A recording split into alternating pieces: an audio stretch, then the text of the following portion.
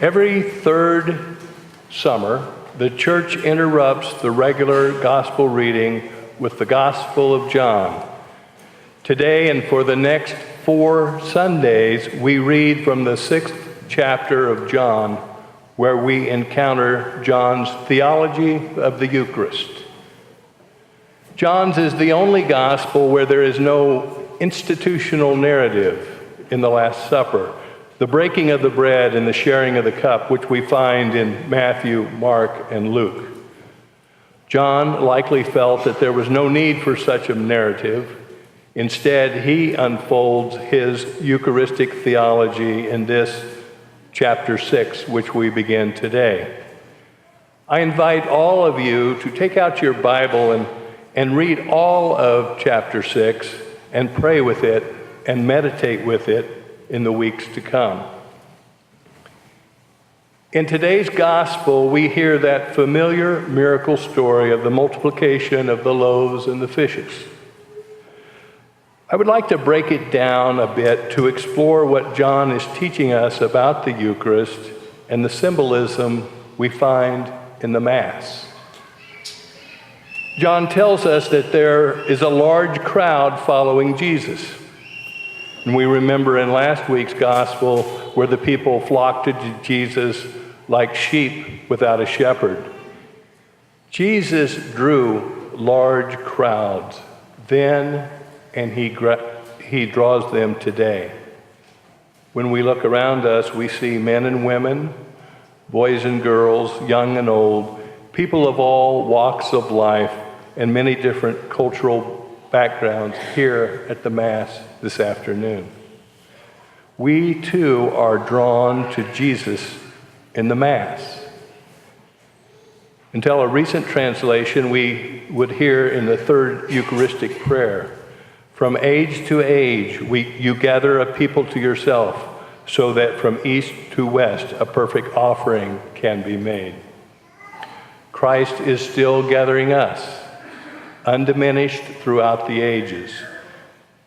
This is why we come to Mass. This is why we sit at his feet. He teaches us through his word, and he nourishes us with his body and his blood.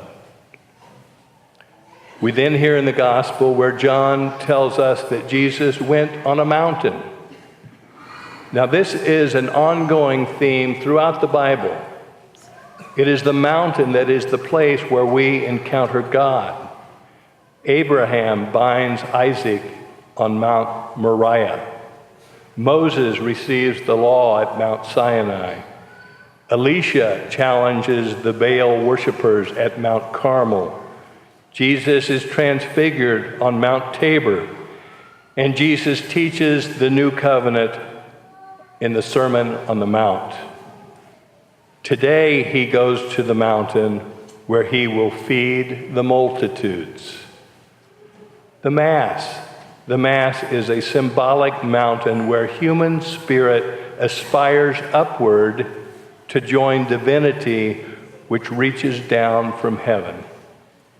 In the preface of the Mass, the priest prays for the joining of heaven and earth with the angels and all the saints, where one voice we acclaim, "Holy, holy, holy." Next in our gospel reading, Jesus tells us that it is the Jewish feast of the Passover. The Passover feast is near. Passover was a feast commemorating Israel's exodus from slavery to freedom. An unblemished lamb is sacrificed, and a meal of unleavened bread and a lamb was eaten. And this is the Mass, a representation of Calvary, the sacrifice of the Lamb who takes away the sin of the world. Every Mass is a kind of Passover. And just as in last week's gospel, where Jesus was moved with pity because the crowd was like a sheep without a shepherd, Jesus sees this crowd, this large crowd, had not eaten, and he wants to satisfy their hunger. The vast crowd symbolizes not only Israel, but the whole human race across space and time. People who hunger for the meaning and purposes of life. We are those who hunger. We are those people who attempt to satisfy our hunger with things that do not satisfy, with money, power, pleasure. Next, we hear in the gospel that there's this boy who has 5 loaves and 2 fish, and Jesus asks that they be given to him. Think of the Mass. A small amount of bread and wine is brought forward and given to the priest, who is acting in personam Christi, in the person of Christ. The small wafer cannot satisfy physical hunger, but it can satisfy spiritual hunger. Then in our gospel reading, we hear these words: He took the bread, he gave thanks, and he gave it to the people.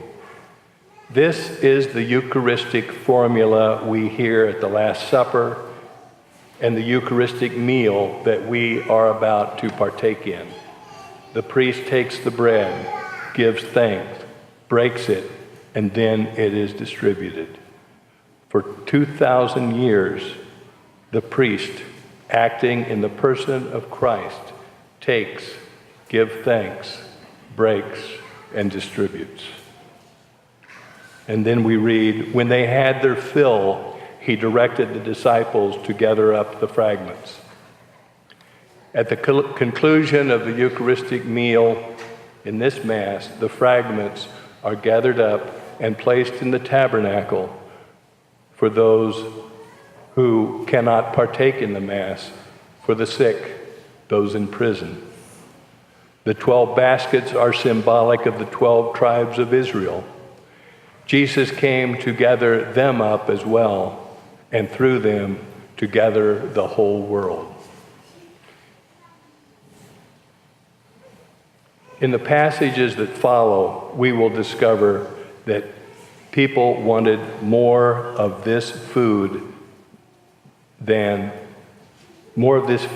satisfied their stomachs. Jesus was like a rock star after this multiplication of the fish and the bread. And they followed him, asking him for more of this food. Jesus will tell the crowds that he is the bread of life, came down from heaven, and whoever eats this bread will never be hungry again.